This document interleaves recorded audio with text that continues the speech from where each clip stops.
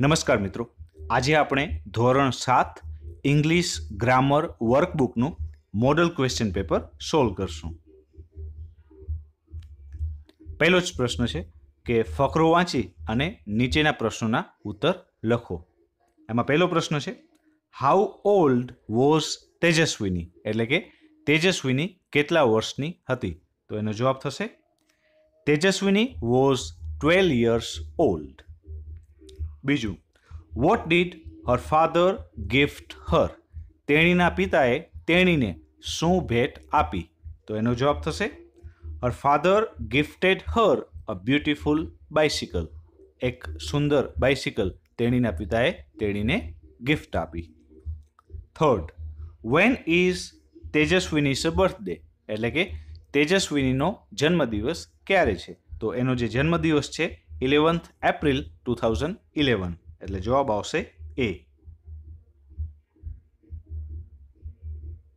ત્રીજો ક્વેશ્ચન છે, ચોથો છે, which word in the paragraph means only one of its kind, આ પેરેગ્રાફની અંદર પોતાની જાતનું એક જ હોય એવા શબ્દનો અર્થ કયો છે? તો એ શબ્દ છે યુનિક. યુનિક એટલે પોતાની જાતનું એક જ, અથવા તો અનુપમ અથવા અજોડ, એટલે જવાબ આવશે બી.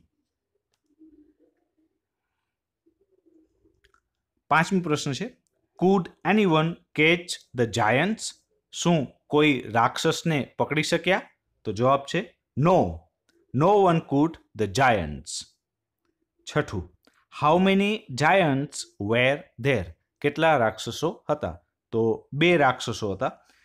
ધ જાયન્ટ્સ આર ઓનલી 2, તો જવાબ થશે ધેર વેર 2 જાયન્ટ્સ, 2 રાક્ષસો હતા. ત્રીજું, which word is used for prize, prize એટલે કે ઇનામ માટે કયો શબ્દ આ ફકરામાં ઉપયોગ થયેલો છે? તો જવાબ છે રિવોર્ડ. રિવોર્ડ એટલે ઇનામ આપવું અથવા બદલો આપવો. આઠમો પ્રશ્ન છે, the king asked Gopal two kill the Giants, એટલે કે રાજાએ ગોપાલને રાક્ષસોને મારવા માટે કહ્યું હતું, એટલે જવાબ આવશે C.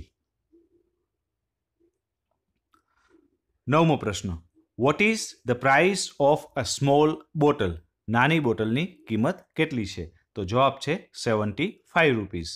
The price of a small bottle is ₹75. 10મો પ્રશ્ન, what did mister Jadeja buy, mister જડેજાએ શું ખરીદ્યું? તો જવાબ થશે mister Jadeja bought quicker shampoo. 11મું, સેટિસ્ફાય મીન્સ, એટલે કે સેટિસ્ફાયનો અર્થ શું થશે? તો સેટિસ્ફાય એટલે ખુશ કરવું, એટલે કે જવાબ આવશે એ, મેક હેપી. પછીનો પ્રશ્ન છે, if mister Jadeja is not satisfied, Harry will take it back and return the money, જો મિસ્ટર જડેજા છે એ વસ્તુથી ખુશ નહીં થાય, એટલે કે શેમ્પૂથી ખુશ નહીં થાય, તો હેરી એ શેમ્પૂને પાછો લઈ લેશે અને મિસ્ટર જડેજાને પૈસા પાછા આપી દેશે. જવાબ આવશે ડી. પછીનો પ્રશ્ન, વોટ વોઝ સોહન સેન, સોહન સેન શું હતો? તો Sohan Sen was a prince, જવાબ આવશે Sohan Sen was a prince, prince એટલે રાજા. 14મો, did the king want his daughter to marry, શું રાજા એ એની દીકરીને પરણાવવા ઈચ્છતો હતો? તો જવાબ છે no, the king did not want his daughter to marry at all. 15મું, how many friends did Sohan Sen have, Sohan સેનના કેટલા મિત્રો હતા? તો એના 3 મિત્રો હતા, તો જવાબ થશે સી, 3.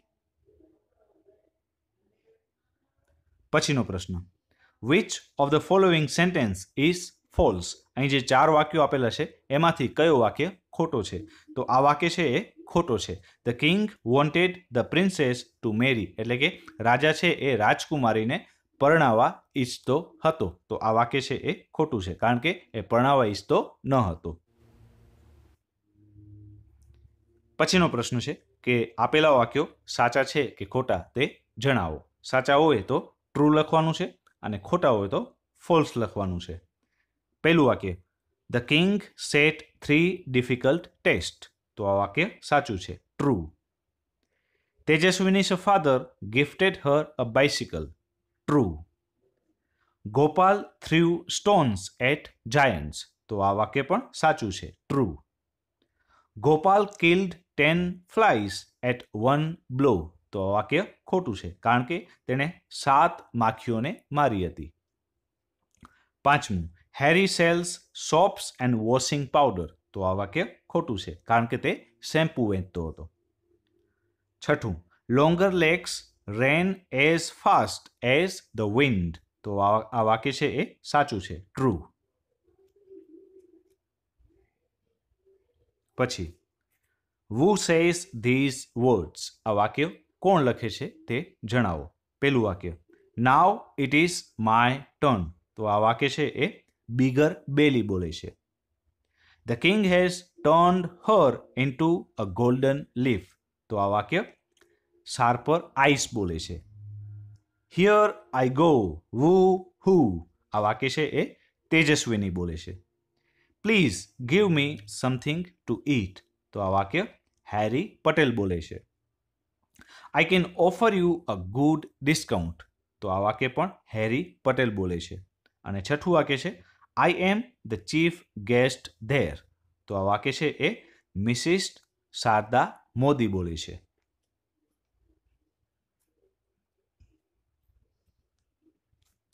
પછીનો પ્રશ્ન છે કે પેસેજ એટલે કે ફકરો વાંચી અને પ્રશ્નોના ઉત્તર આપો.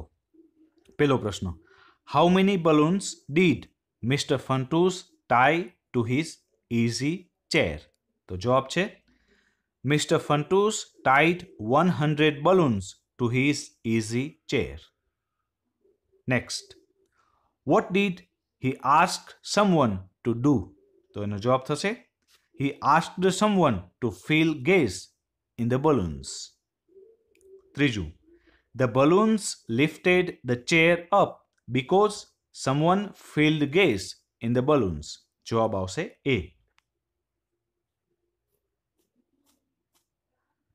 નેક્સ્ટ, ચોથું છે mister Funtoos was sailing on the clouds. જવાબ આવશે ડી, ક્લાઉડ્સ. પાંચમું, the opposite of difficult is એટલે કે ડિફિકલ્ટનો વિરુદ્ધાર્થી શબ્દ શું થશે?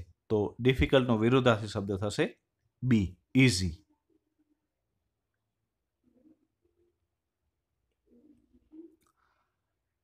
નેક્સ્ટ પ્રશ્ન છે ખાલી જગ્યા પૂરો. My house is as big as your house. Big. Ahmedabad is larger than Vadodara. Larger. Kantibai is richer than Ramnikbhai. Richer. Megha is as clever as Mamta. પાંચમી બ્લેન્ક છે My bicycle is older than my scooter. જવાબ છે older. પછીનો પ્રશ્ન છે underline કરેલા શબ્દો જવાબમાં મળે એ રીતે પ્રશ્નાર્થ વાક્ય બનાવો. પહેલાનો પ્રશ્નાર્થ વાક્ય બનશે When did Asha arrange a party? બીજાનો બનશે Where did Mr. Joshi go? ત્રીજું Who will win the competition? ચોથાનો પ્રશ્નાર્થ વાક્ય બનશે How many students went on a picnic? અને પાંચમાનો પ્રશ્નાર્થ વાક્ય બનશે What has the gardener in his hand? પછીનો પ્રશ્ન છે Read the data and answer the questions. ડેટાનો અભ્યાસ કરી અને પ્રશ્નોના જવાબ લખો. પહેલો પ્રશ્ન છે Which item cost 190? એટલે કે 190 રૂપિયાની વસ્તુ કઈ છે? તો જવાબ છે ડિક્શનરી કોસ્ટ 190. ડિક્શનરી છે એ 190 રૂપિયાની છે. What is the price of one long book? એટલે કે એક લાંબી બુકની પ્રાઇસ કેટલી છે? તો જવાબ છે the price of one long book is ₹65.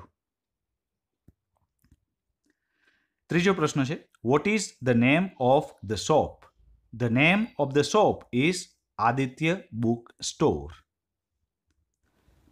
ચોથો પ્રશ્ન છે how many single line notebooks did Shreya buy? તો જવાબ છે Shreya bought 6 single line notebooks. પાંચમો પ્રશ્ન. What is the total amount of the bill? The total amount of the bill is 460.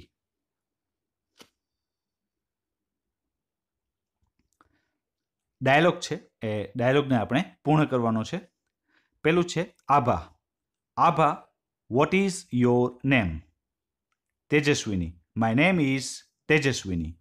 Abha, how many members are there in your family? Tejaswini, there are 4 members in my family. My father, my mother, brother and me. Abha, what is your father? Tejaswini, my father is a farmer. Abha, what is your brother's name? Tejaswini, my brother's name is Gopal. પછીનો પ્રશ્ન છે, replace the underlined words with correct opposite words. અહીં જે શબ્દો નીચે underline કરેલા છે એ શબ્દોના ઓપોઝિટ વર્ડ્સ શોધવાના છે. પહેલો શબ્દ છે ટોલ. તો ટોલનો ઓપોઝિટ વર્ડ થશે શોર્ટ. જવાબ આવશે ડી. પુઅર, તો પુઅર એટલે ગરીબ અને રીચ એટલે અમીર, સી. અનકાઇન્ડ એટલે દયાળુ ન હોય એવું અને કાઇન્ડ એનો વિરુદ્ધાર્થી છે, એ. ડર્ટી એટલે ગંદુ અને ક્લીન એટલે સ્વચ્છ. યંગ એટલે યુવાન અને એનો વિરુદ્ધાર્થી થશે ઓલ્ડ. ઓલ્ડ એટલે વૃદ્ધ અથવા ગરડું.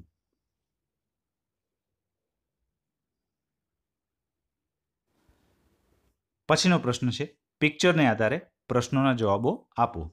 પહેલો જ પ્રશ્ન છે, this is a picture of a play ground. આ જે ચિત્ર છે એ પ્લે ગ્રાઉન્ડ એટલે કે રમતગમતના મેદાનનું છે. જવાબ આવશે એ. 2 girls are skipping.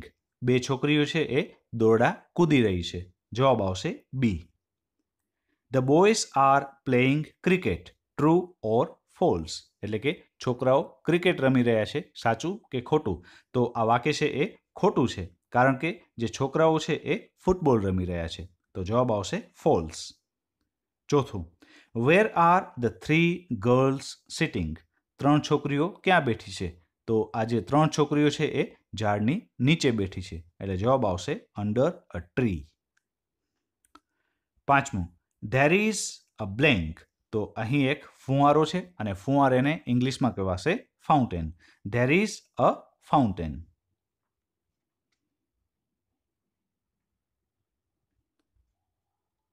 પછીનો પ્રશ્ન છે, write the sentences in the simple present tense. અહીં જે વાક્યો આપણને જવાબમાં લખવાના છે એ બધા જ વાક્યો સાદા વર્તમાનકાળ એટલે કે સિમ્પલ પ્રેઝન્ટ ટેન્સમાં લખવાના છે. તો પહેલાનો જવાબ આવશે નેહા ડ્રોઝ અ પિક્ચર. બીજાનો જવાબ થશે my uncle goes to his office. Third, we clean our classroom. ચોથું, the peon rings the bell.